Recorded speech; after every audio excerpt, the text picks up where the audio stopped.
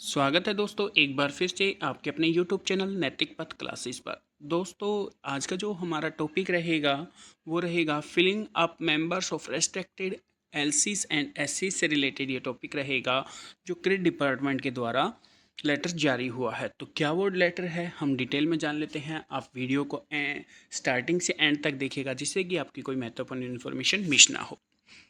तो आइए शुरू करते हैं। ये है सचिव हरियाणा सरकार नागरिक संसाधन सूचना विभाग सभी अतिरिक्त उपायुक्त सह जिला नागरिक संसाधन सूचना विभाग हरियाणा की तरफ से है। और सब्जेक्ट क्या है? पुनर्गठित स्थानीय समितियों और सेक्टर समितियों के सदस्यों को भरना, मतलब कि फिर से गठित की जाएंगी ये समितियां जो आपकी एलसीज और एससी वाली हैं। ये स्थानीय समितियों यानी कि एलसी और सेक्टर समितियों यानी कि एससी के पुनर्गठन की कवायद हाल ही में शुरू की गई है। पुनर्गठन अभ्यास का उद्देश्य एलसी और एससी को दो तत्वों के संदर्भ में मजबूत करना है। पहली संरचना यानी कि एलसी और एससी की कुल संख्या और दूसरी समिति के सदस्य यानी समितियों में समर्पित और सक्षम यानी गुणवत्ता उन्मुख सदस्यों को ही शामिल किया जाएगा। व्यापक उद्देश्य एलसीएस द्वारा किए जा रहे सत्यापन की गुणवत्ता को बढ़ाना है। जो इसका मेन एम है वो क्या है कि इसकी गुणवत्ता को बढ़ाना है। सेकंड जो टॉपिक है वो क्या है? इस अभ्यास के परिणामस्वरूप एलसी और एस की संख्या को युक्ति संगत बनाया गया है।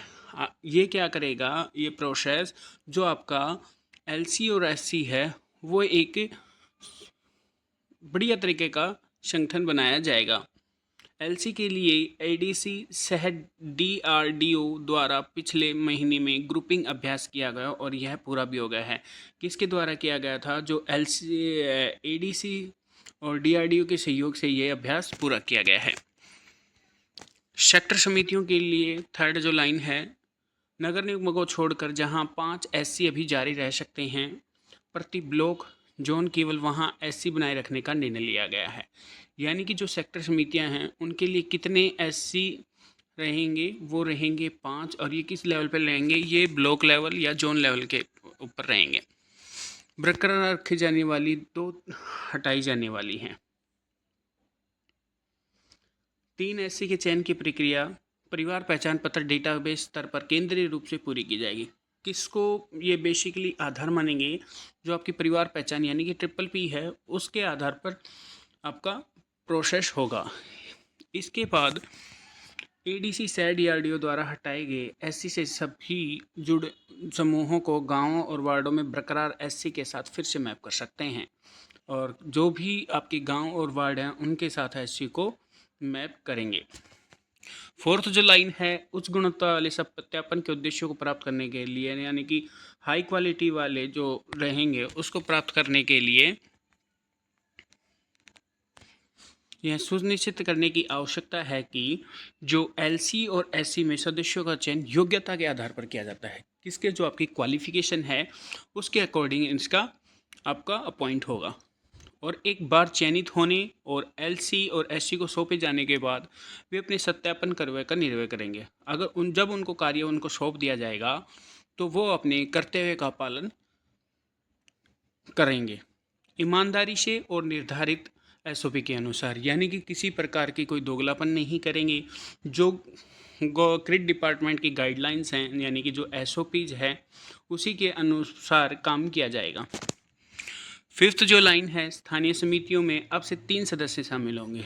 जो आपकी स्थानीय समिति हैं उसमें कितने शामिल सदस्य होंगे? 3 सदस्य शामिल होंगे। कौन कौन होंगे?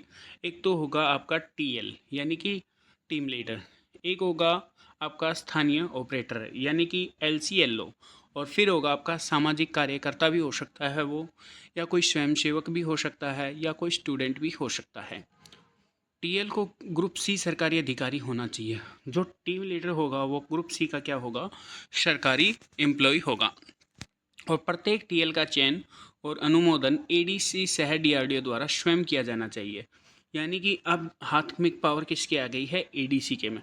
वो ही टीएल का चयन करेगा उसकी क्वालिफिकेशन के आधार पर, सुनिश्चित करते हुए टीएल के रूप में नियुक्त व्यक्ति सत्यापन के लिए सक्षम होगा। एलसीएलओ का चयन भी विवेकपूर्ण तरीके से किया जाएगा। जो एलसीएलओ हैं यानी लोकल ऑपरेटर होंगे उनकी प्रक्रिया भी कैसे होगी? वो एक बुद्धिमत्ता के तरीके से किया जाएगा।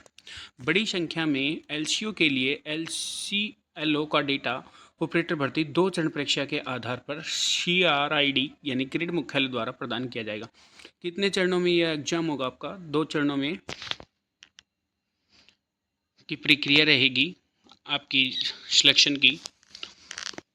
ऑपरेटर पंचायत ऑपरेटर के रूप में भी काम करेंगे, और जो ऑपरेटर हैं ये पंचायत ऑपरेटर के रूप में भी काम करेंगे, जिन्हें अभी किसके रूप में जा रहा है? ईएसके ऑपरेटर के रूप में जाने जाता है, यानी कि अटल सेवा केंद्र ऑपरेटर। एलसीएलओ के रूप में जिम्मेदारी के साथ उनका चयन भी वरिष्ठता पर निर्भर करता है। कोऑपरेटर भर्ती की 2 चरणों प्रक्रिया के मेरिट के आधार पर, यानी कि जो मेरिट है उसके आधार पर ही इनका चयन किया जाएगा। शेष एलसी के लिए जहां ऑपरेटर भर्ती की 2 चरणीय प्रक्रिया के माध्यम से क्रेडिट मुख्यालय द्वारा न तो ईएसके और न ही एलसीएलओ नियुक्त किया गया है, यानी कि क्रेडिट के द्वारा अगर वहां अपॉइंटमेंट नहीं हुई है, क्योंकि इन एलसीज के लिए किसी ने भी परीक्षा उत्तीर्ण नहीं की होगी। एडीसी से डीआरडीओ सावधानी से ऑपरेटर को नियुक्त करता है। जो एडीसी है वो विवेकपूर्ण तरीके से इनकी अपॉइंटमेंट करता है। जो आपका परिवार पहचान पत्र पोर्टल है, पिछले कार्य के आधार पर चयन है। जो आपका परिवार पहचान पत्र है, इसी के जो आपका काम होगा उसी के आधार पर आपका सिलेक्शन किया जाएगा। सेक्टर समितियों में अब से 3 सदस्य शामिल होंगे। कितने सदस्य शामिल होंगे सेक्टर में? 3। टीम लीड, स्थानीय ऑपरेटर और जो सामाजिक कार्यकर्ता हैं। टीम लीड को ग्रुप बी या ग्रुप सी का सरकारी अधिकारी होना चाहिए। प्रत्येक टीम का चुनाव और अनुमोदन एडीसी सह डीआरडीओ द्वारा स्वयं किया जाना चाहिए। यह सुनिश्चित करते हुए कि टीएल के रूप में नियुक्त व्यक्ति सत्यापन करने के लिए सक्षम होगा। एससी लोकल ऑपरेटर्स का चयन भी विवेकपूर्ण तरीके से किया जाएगा। किसी प्रकार की कोई धोखाधड़ी नहीं होगी। लगभग 1/3 यानी कि 1/3 एससी के लिए एलसीएलओ का डेटा क्रेडिट मुख्यालय द्वारा सेक्टर समितियों को तीसरे पक्ष सत्यापन को फिर से नियुक्त करके प्रदान किया जाएगा। आज का जो लास्ट पॉइंट रहेगा वो है 7th। एडीसी सह डीआरडीओ को निर्देश किया जाता है कि वे सभी सदस्यों को पुनर्गठित एलसी और एससी में नियुक्त करने की प्रक्रिया को जल्द से चौड़ा करें। यानी कि जो एडीसी हैं उनको, जो इनके डीआरडीओ हैं, उनको निर्देश दिया गया है कि इस प्रक्रिया को जल्द से जल्द पूरा करें। जहां एलसी और एससी के लिए ऑपरेटरों के लिए क्रेडिट मुख्यालय द्वारा उपलब्ध कराए गए डेटा का उपयोग करें। जहां भी उपलब्ध हो विवेकपूर्ण तरीके से उनका चयन करो। क्रेडिट मुख्यालय द्वारा डेटा उपलब्ध नहीं कराया गया है। ये आप देख पाएंगे, ये रथ कुमार नहीं है, ये राजकुमार जी हैं, अधीक्षक सचिव हैं हरियाणा सरकार नागरिक संसाधन सूचना विभाग में। तो ये इन्फॉर्मेशन एक आई है क्रेडिट डिपार्टमेंट के थ्रू से। और दोस्तों सबसे बड़ी बात यह है कि इस लेटर का निचोड़ ये है कि हुआ क्या है कि कई गाँवों में तो बहुत सारे एलसीज लग गए और एएसके भी लग गए उन गाँव में, और कई ऐसे गाँव हैं जहाँ ना तो एलसी लगा है और ना ही आपका एएसके लगा है। तो अब जो क्रेडिट है उसने डिसीजन ये लिया है कि जो एडीसी है वो अपने लेवल पर एलसीज को अपॉइंट करेगा। और सबसे बड़ी बात दोस्तों है, वो जो एलसी अपॉइंट होगा वो विदाउट एग्ज़ाम के होगा, और हो सकता है कि वो टेम्परेरी ले या किस बेसिस पे ले वो तो आने वाले समय में पता चलेगा। बट जो अब हम लगे हैं एलसी और आस्क, वो पेपर दे के लगे हैं, तो अभी हमें हटाने वाला कोई भी नहीं होगा। और इसका जो कंप्लीट एसओपी है आपको 15 से 20 दिन में मिल जाएगी। और ये एक बहुत बड़ी अपडेट है, इसलिए ही थोड़ा स्लो चल रहा है। वैसे डिपार्टमेंट अपने लेवल पे काम बहुत तेज़ी से कर रहा है। स्लो हम अपने एंड से मान सकते हैं कि स्लो चल रहा है, बाकी डिपार्टमेंट के एंड से कुछ भी स्लो नहीं है। उनके एंड से हफ्ता भी नहीं होता है। आपने देखा होगा कि जो लास्ट रिजल्ट आया है वो 28 को आया है, हफ्ता भी नहीं हुआ। उससे पहले जहाँ जिस गांव में एलसीज की और आस्क की पोस्ट वैकेंट हैं उनके लिए अब ऑर्डर जारी कर दिया गया है, और इस पर भी तुरंत ही अमल किया जाएगा। और ये लेटर जो है, जो हरियाणा में जितने भी एडीसीज हैं उनको आ गया है।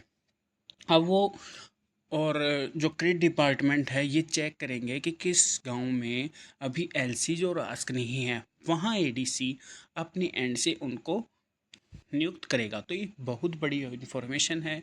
अगर आपको ये वीडियो अच्छी लगी हो तो प्लीज़ चैनल को लाइक शेयर सब्सक्राइब कीजिएगा। थैंक यू दोस्तों।